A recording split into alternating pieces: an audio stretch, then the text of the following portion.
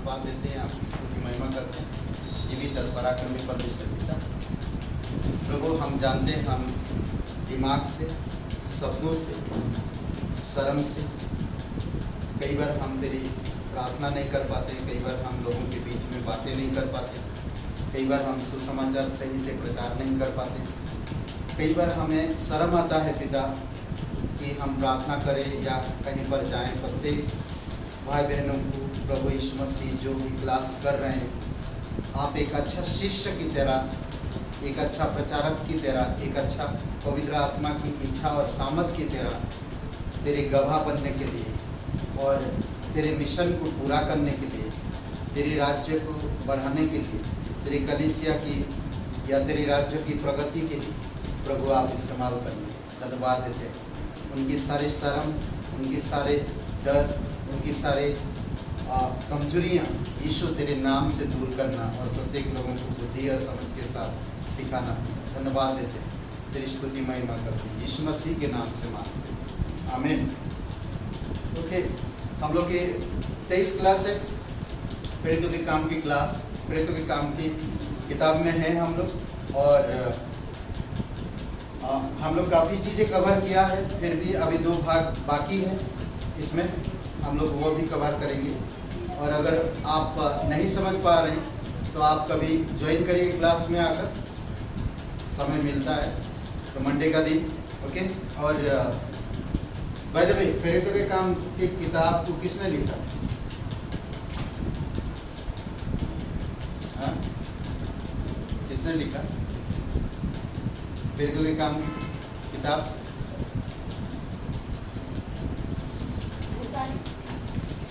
लूका। कब लिखा?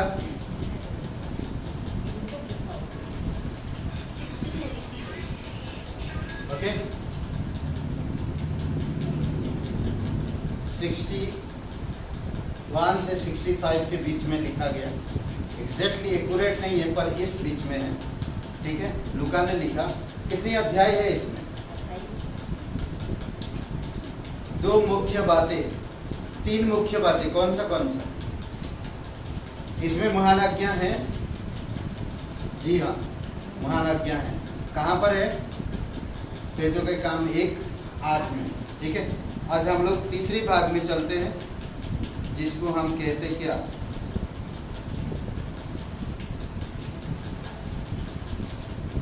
तीसरी भाग नहीं, दूसरी भाग ना, दूसरी भाग। पहला भाग हमने कलीसिया की स्थापना पेंतेकोस्त के दिन खत्म हुआ 1 से 7, ठीक है। आज हम लोग देखेंगे दूसरी भाग। मैं शॉर्ट में जाऊंगा, आप थोड़ा देख लीजिए, ठीक है।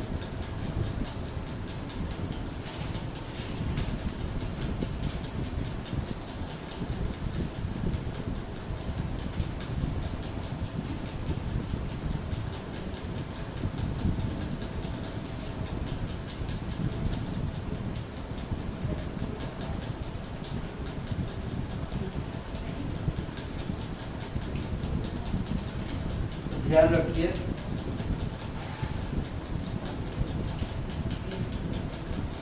आठ अध्याय से 12 अध्याय,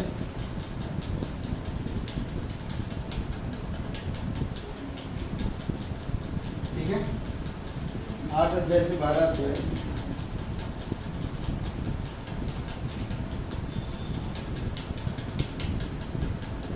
इसमें कलीसिया हाँ, और नहीं, कलीसिया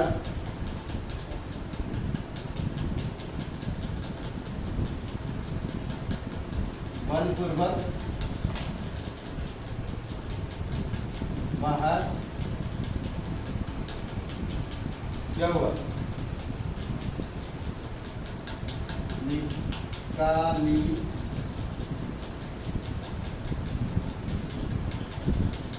निकाली गई, ठीक है। और इसका मेन पत्रस,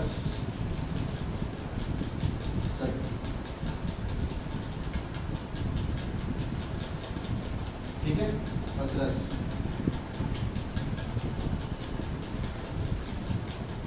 ओके, तो हम लोग कुछ बातें यहाँ पर देखेंगे। ऑलरेडी मैं शायद आप लोगों को समझाया, आपको ज़्यादा लिखने की भी ज़रूरत नहीं, आप लोग जो मिलता है वो लिखिए जो लिख पाते हैं, ठीक है। और इसमें हम देखते हैं सताव आता है, ठीक है। सताव स्तेफनुस का गिरफ्तारी होती है, पथरवाह होता है और उसकी मृत्यु हो जाती है, ठीक है। ये सारी चीज़ें होते हैं यहाँ पर। और जैसे सताव आया कलीसिया में, तो लोग फैल गए अलग अलग जगह में। इसीलिए अगर आप एक विश्वासी हो, आप परमेश्वर पे विश्वास करते हैं और आपके जीवन में कभी सताव आता है या कलीसिया में सताव आया, तो सताव आना मतलब परमेश्वर की उपस्थिति का एहसास करना। परमेश्वर है। जहाँ पर सताव नहीं, मुझे लगता है कि वहाँ पर परमेश्वर की उपस्थिति नहीं। जहाँ परमेश्वर की उपस्थिति है, सताव जरूर होगा। समझ रहे? पर परमेश्वर हमें मजबूत बनाता है, परमेश्वर हमें फैलाता है, परमेश्वर हमें प्रगति में ले जा रहा है, प्रगति में ले जा रहा है, आगे ले जा रहा है, हमें बढ़ा रहा है। तो स्तेफनुस का मृत्यु के बाद कलीसिया, पतरस यरूशलेम से यहूदिया और सामरिया और यहाँ तक पूरे संसार में बिखर गई, पूरे संसार में बिखर गई। स्तेफनुस की मृत्यु में सहमति और उसमें साक्षी के बाद साउल, जिसका नाम बाद में पौलुस रखा गया, साउल बाद में पौलुस कहलाता, साउल ने मसीह पर सताव को तेज कर दिया और ज़्यादा कर दिया। और ये साउल बोलते ना कि एक क्रांतिकारी लीडर था साउल, बाद में इसका नाम पौलुस हो गया। तो सताव हो गया चारों तरफ के लोग और बहुत तेजी कर दिया। बोलते ना सताव इतना बढ़ गया कि वो लोग फिर अलग अलग जगह पे चले गए और पौलुस लेटर लिया, लेटर लेकर सब लोगों को पकड़ के यरूशलेम लाना, वापस जेल में डालना, उसका ये काम था और इस तरह से वो कर रहा था। फिलिप्पुस में प्रचार होने लगा। फिलिप्पुस, अगर आप देखेंगे बाइबल में, ठीक है, फिलिप्पुस कितना दूर है यरूशलेम से, मैं बताता हूँ, एक मिनट।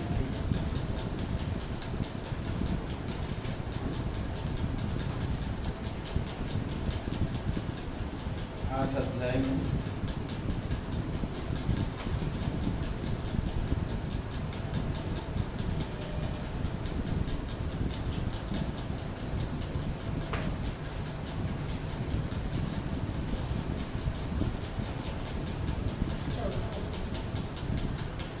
आठ का 5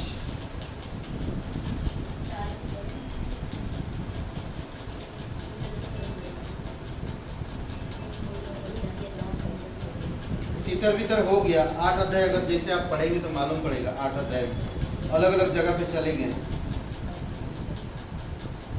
इसमें कहता है कि ऐसे सामरिया नगर उस समय सेबास्ते कहलाता था। कुछ संस्करणों में सामरिया का एक नाम कहा गया है, जिसका अर्थ होता सामरिया में स्थित कोई छोटा नगर। सामरिया के विषय लूका का 10 अध्याय 33 वचन में भी इसका जिक्र है। और यही फिलिप्पुस समझ रहे, सामरिया चला गया। फिलिप्पुस सामरिया एक छोटा शहर था आसपास के ये शहर, तो उसमें चले गए। ओके, तो इस तरह से कलीसिया फैलता गया अलग अलग जगह पे। फिलिप्पुस में प्रचार, फिलिप्पुस के द्वारा सुसमाचार सामरिया तक, फिलिप्पुस के द्वारा सामरिया तक गया। समझ रहे, फिलिप्पुस सामरिया एक ऐसा जगह जो यहूदी लोगों को पसंद नहीं था। सामरी लोगों, मतलब उसमें एक भेद था उनमें, और वहां तक सुसमाचार गया। और कौन ले गया? फिलिपुस गया, सामरिया में,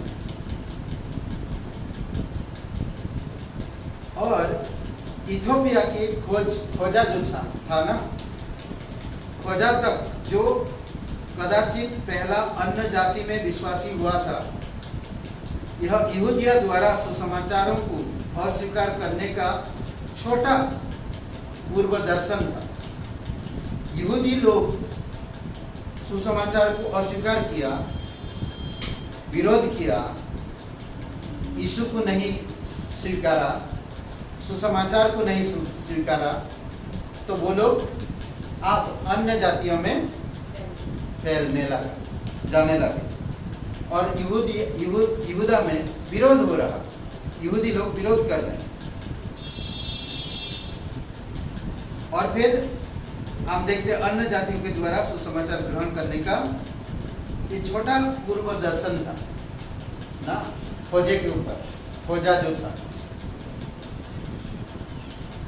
फिर दमिश्क के मार्ग में क्या हुआ? 9 अध्याय में अगर हम देखते, दमिश्क के मार्ग में साउल का सामना प्रभु से हुआ, प्रभु यीशु मसीह से हुआ, और अद्भुत एक दर्शन देखा। क्या देखा? प्रकाश 9 अध्याय। और इस रीति से, अद्भुत रीति से उसका हृदय परिवर्तन हुआ, जबकि यह बहुत बहुत वर्ष पहले हुआ, जब साउल पौलुस के रूप में मुख्य प्रेरित बन गया। ऐसा दर्शन हुआ कि वो एक इतना बड़ा, मतलब साउल से पौलुस बन गया और यीशु का एक मुख्य व्यक्ति बन गया। और अन्य जातियों में बोलते कि बहुत से कलीसियां उन्होंने स्थापना किया। इस भाग में केंद्र पतरस रहा, जिसे प्रभु से दर्शन मिला। इस भाग में दर्शन मिला, 10 अध्याय में एक दर्शन मिला, ठीक है। जब वह याफा में चमड़े का धंधा करने वाले सिमन के यहाँ रुका हुआ था। किसके वहाँ? सिमन के वहाँ रुका हुआ था, जिसने स्पष्ट रूप से यह शिक्षा दी कि व्यवस्था का नियंत्रण का रूप समाप्त हो गया। यानी कि व्यवस्था का जो नियंत्रण था वो अब समाप्त हो गया, और सुसमाचार केवल यहूदियों के लिए ही नहीं वरन अन्य जातियों में भी फैल गया। उसने एक दर्शन देखा। आप वो दर्शन के बारे में देखा होगा। उसको भूख लगा था, उसने फास्टिंग रखा और प्रार्थना किया। तो प्रार्थना कर दोपहर के समय, हाँ दोपहर के समय उसको एक दर्शन हुआ, और वो दर्शन स्वर्ग से एक चादर आ रहा, चादर उतर आ रहा, और चादर में देख रहा कि पतंग, कीड़े मकोड़े ये सब है, कॉकरोच, बिच्छू, छिपकली, ये सारी चीज़ें हैं उसमें। और पतरस को कहा, भूख लगा था पतरस, और पतरस को कहा, एक आवाज़ आई, हे पतरस मार और खा, छिपकली को मार और खा, कॉकरोच को मार और खा। ये खाने की बात नहीं कर रहा यहाँ पर दर्शा रहा। फिर बोलता नहीं मैं अशुद्ध वस्तुओं को, पतरस कहता मैं अशुद्ध वस्तुओं को नहीं खाता। तो फिर आवाज आता है कि जिसे मैं बनाया तू कैसे अशुद्ध कैसे। तो सुसमाचार दूसरों तक पहुंचाने का एक दर्शन दिया, ताकि मेरा जो सुसमाचार वो हर किसी के लिए।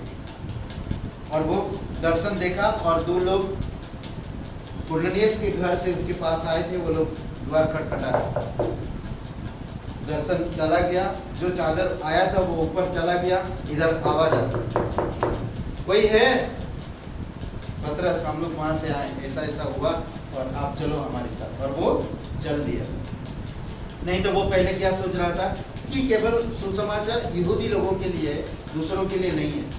अब मैं यहूदी लोगों के पास तो नहीं हूँ, दूर हूँ, मैं कैसे जाकर अब यहूदी लोगों को सुसमाचार सुनाऊं। और उसे भूख भी लगा था, और बोलता कि जब मैं प्रार्थना कर रहा या उपवास रखा और मुझे कोई याद और भूख लग रहा तो मैं अशुद्ध हो गया। वो सोच रहा था इस तरह से। कभी कभी आता ना, अगर प्रार्थना कर रही मैं कुछ याद आ गया तो हम बोलते कि अरे मेरा प्रार्थना बेकार हो, बोलते नहीं? तो पतरस भी वही सोच रहा है। समझ रहे हैं?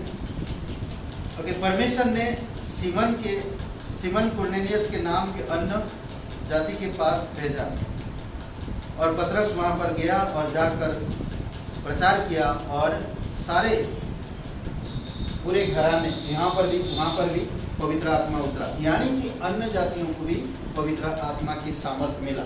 करेक्ट? तो यहाँ पर एक चीज हम देख सकते हैं, अन्य जाति विश्वासियों को पवित्र आत्मा दिया गया और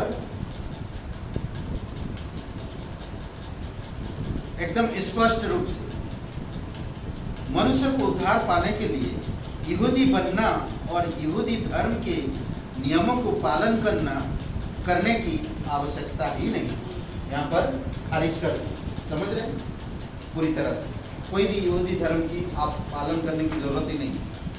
आप सुसमाचार पे विश्वास करो, आपकी मन परिवर्तन होता है, आप सर्व जाओ। क्लियर? सुसमाचार केवल फैलाने के लिए यह महत्वपूर्ण था दर्शन। ठीक है, 11 अध्याय में हम लोग देखते हैं आगे। यहूदी धर्म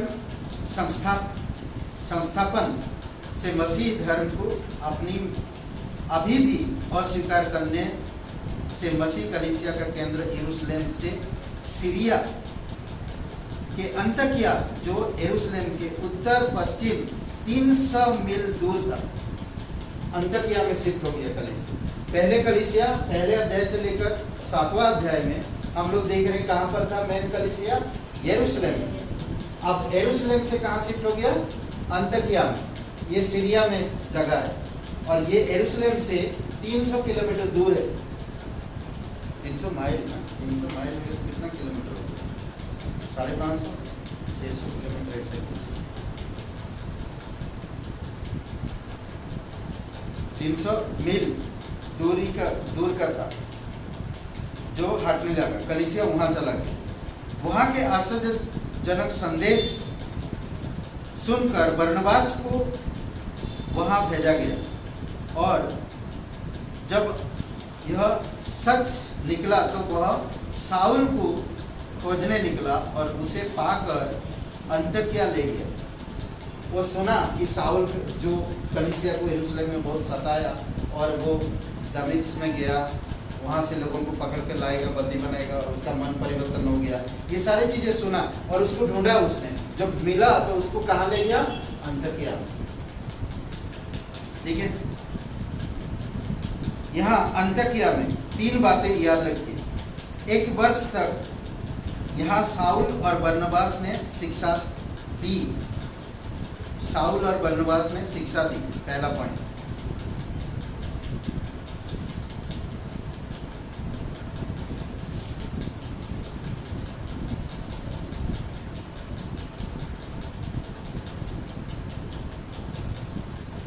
ठीक है, दूसरा पॉइंट, चेले यहाँ पहले मसीही कहलाएं। चेले यहाँ पहले मसीही कहलाएं।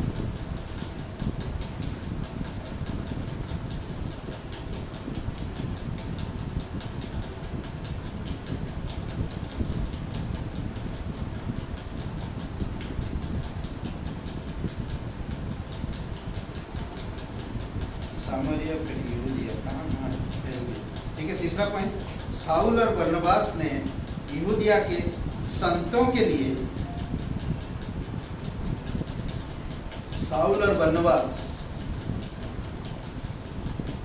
ने यहूदिया के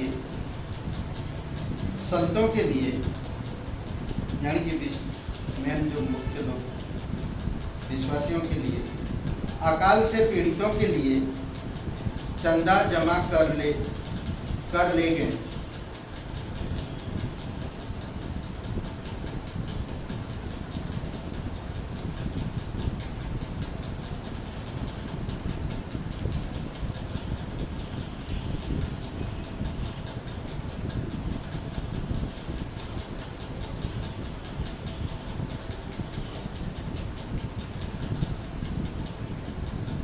ठीक है, चांदा जमा कर लेंगे।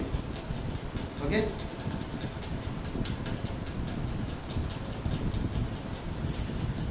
यरूशलेम में सताव बढ़ा जब पतरस बंदीगृह में, वो 3 पॉइंट हो गया। ठीक है, वो जो अंतकिया की कलीसिया के द्वारा कर रहे थे, यहूदिया की कलीसिया के लिए, संतों के लिए, विश्वासियों के लिए। ठीक है, इसमें कहता है कि जब पतरस को बंदी बना लिया गया या बंदीगृह में डाला गया और राजा हेरोदेस ने यूहन्ना के भाई याकूब को मरवा डाला। ठीक है, यूहन्ना के भाई याकूब, ठीक है, जब्दी का बेटे यूहन्ना के भाई याकूब को मरवा डाला, और वो यरूशलेम का मुख्य व्यक्ति था, कलीसिया का, प्राचीन था, समझ रहे हैं, और उसे मरवा डाला। पर परमेश्वर ने पतरस को बंदीगृह से निकाला और वह कैसरिया को चला गया। ठीक है, फिर पौलुस देखेंगे हम, यही कैसरिया में फिर आता है पौलुस भी, उसको भी पकड़ा लिया जाता है, समझ रहे, कैसरिया को गया, चला गया। इस बीच परमेश्वर ने हेरोदेस का न्याय किया और वह मर गया, बीमार हो गया था और वो मर गया हेरोदेस। ठीक है, और सुसमाचार फैलता गया और कलीसिया बढ़ती गई। ठीक है, सताव आता है कलीसिया बढ़ने के लिए, सताव आना चाहिए, ऐसा नहीं बार बार आते तो ना, सताव आना चाहिए, पर कभी कभी, बार बार आए तो फिर हम लोग तो गए। मैंने भी विश्वास, सताव आता है तो नींव हिलता है ना, तो मजबूती उससे पता चलता है कि कितना मजबूती है। कोई खूंटा गाड़े हैं आप लोग, खूंटा गाड़े हैं आप, खूंटा जानते हैं? हाँ, खूंटा गाड़े हैं तो खूंटा गड्ढा खोदते हैं और गाड़ते हैं, फिर उसमें मिट्टी भरते, फिर उसको हिलाते, फिर वापस भरते, फिर हिलाते, फिर वापस भरते, तो मजबूती होती। तो परमेश्वर भी वही करता, कलीसिया हिलाता है, कलीसिया मतलब सताव आती, कलीसिया को हिलाता और फिर मजबूत करता, फिर हिलाता, फिर मजबूत करता। ये परमेश्वर का काम है, समझ रहे? बरनबास और साउल अंतकिया को लौटे, जो आरंभिक मसीहों में शीघ्र ही प्रचारक सेवक भेजने वाली कलीसिया हो गई। अंतकिया की कलीसिया बहुत जल्दी वहां पर शिष्य बने, शिक्षा प्राप्त किए, उनको भेजा गया, आए कलीसिया में। ऐसा होता है। ठीक है, मैं बताता हूँ, ऐसा होता है।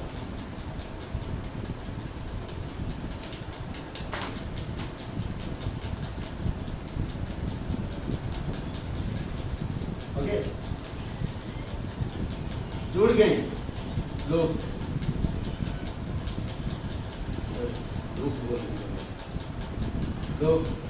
जुड़ गए। ठीक है, आ गई कलीसिया, शिक्षा मिला,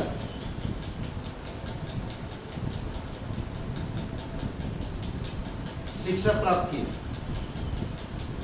परिपक्व, चले,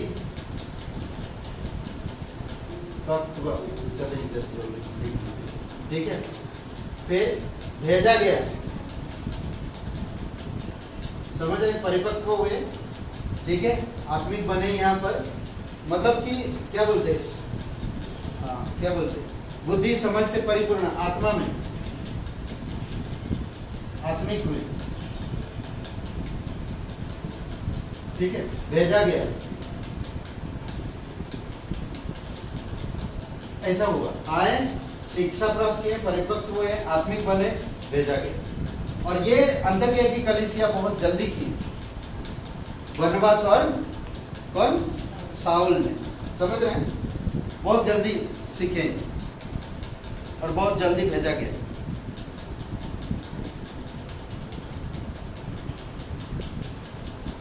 ये भेजने वाली कलीसिया हो गया। आज जो हमारी ग्रेटर ग्रेस कलीसिया है, भेजने वाली कलीसिया, जानते हैं, पास्टर काल एक दर्शन देखा था, पास्टर काल एक दर्शन देखा कि भारत में उनको 100 कलीसिया 2020 तक होना, 2020 तक 100 कलीसिया होना। आज 100 कलीसिया है भारत में, पास्टरकाल भले नहीं है, पर उनका दर्शन आज भी कामयाब है।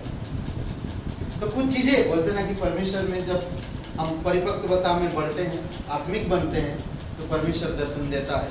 और बॉम्बे का कलीसिया आज भेजने वाला कलीसिया है, भेजने वाला कलीसिया। इसीलिए बॉम्बे कलीसिया के लिए प्रार्थना करिए। बहुत सारे मिशनरी है जो उनको सब चीजें, मिशनरी वो बोलते ना कि एक मायका है, बोलते ना क्या बोलते, मदर होम ना, क्या बोलते, माँ का घर है ना, मायका। उसी तरह ना होम, मदर होम ना, मायका। वहाँ पर हर एक मिशनरी वहाँ से जाते हैं, समझ रहे हैं। और इस प्रकार से कलीसिया पे बढ़ता गया। तो शताब परमेश्वर के सामर्थ में चेलों को बलपूर्वक आज्ञाकारी और सुसमाचार फैलाने वाले बनाए। शताब क्या, शताब और परमेश्वर के सामर्थ ने, शताब और परमेश्वर के सामर्थ ने चेलों को बलपूर्वक आज्ञाकारी और सुसमाचार फैलाने वाले बनाया। अद्भुत है ना। शताब आया, सामर्थ मिला, हमें साहस पैदा हुआ, बल मिला, हमें आज्ञाकारी बने, सुसमाचार प्रचार करने में फैल गए। समझ रहे। अब हम ये खत्म हो गया 8 से 12, समझ रहे, खत्म 8 से 12, ठीक है।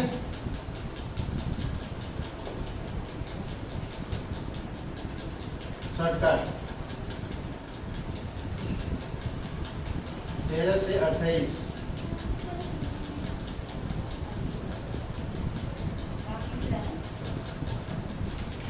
है? हाँ,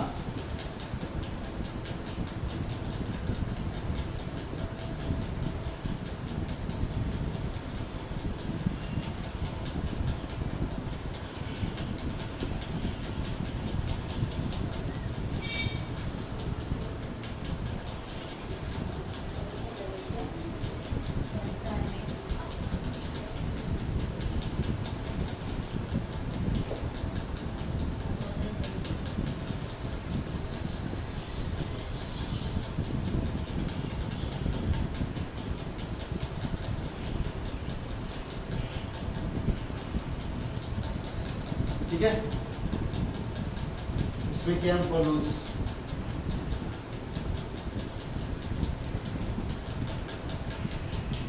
ओके,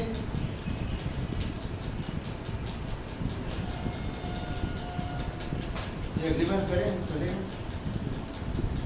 पिता परमेश्वर, हम धन्यवाद देते, आपकी स्तुति की महिमा करते। इस भाग को अगली बार कर सकते हैं। आप हमारी मदद कीजिए, आप हमारी सहायता करें। धन्यवाद यीशु मसीह के नाम से, आमीन।